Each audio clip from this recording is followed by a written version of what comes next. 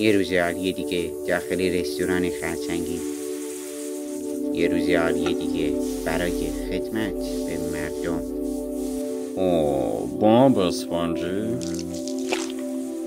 کافیشون نیست، بیشتر میخوان اونا، خیلی بیشتر از اون فرمول سری.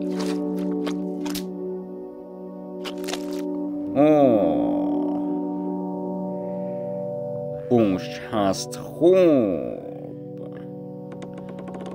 اینطور نیست آقای خرچنگ؟ آره، بوش خیلی خوب آقای اختاپوس. خوبه بوش. باب اسفنجی پسر من.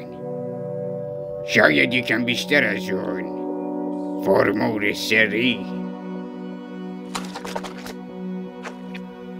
این خوبه آقای خرچنگ؟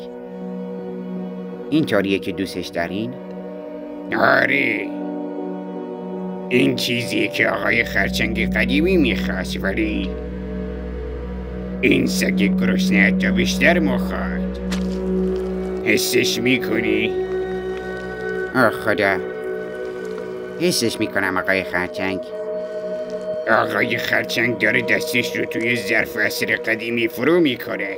اینطور نیست؟ هر چقدر که بخواین میتونین بردارین آقای خرچنگ. تنها خوری نکن، من نیاز دارم باب اسفنجی. ادامه بدید، به خودتون یه حال بدید. خوبه، خیلی فرمول سری خوبه باش. بردارید، همه فرمول سری رو بردارید.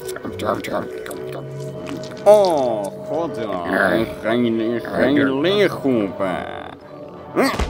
خیلی خوبه. من بیشتر از این خیلی خوبه میخوام. فرمول سری، فرمول سری، همه فرمول سری رو بردارید. براتون خوب بود؟ همتون رو راضی کردم؟ آره، راضیم پسرم. اما تو کاملا تموم شدی. تو کاملا تخلیه شدی. آتشمون برای الان برطرف شد، ولی برمیگردیم. عاشق کارم توی رستوران خرچنگی هستم. من برای همه مردم جهان تغییر نمی کنم. مردم رو خوشحال می کنم. نیازشون رو برطرف می کنم. راستشو بگم، حتی اگرم میخواستم نمیتونستم متوقفش کنم. اما کی میخواد متوقف بشه؟ وقتی که مردم اینقدر عاشق کارین که میکنی، دیگه نمیخوام هیچی تغییر کنه. دوبله شده در گروه شزن.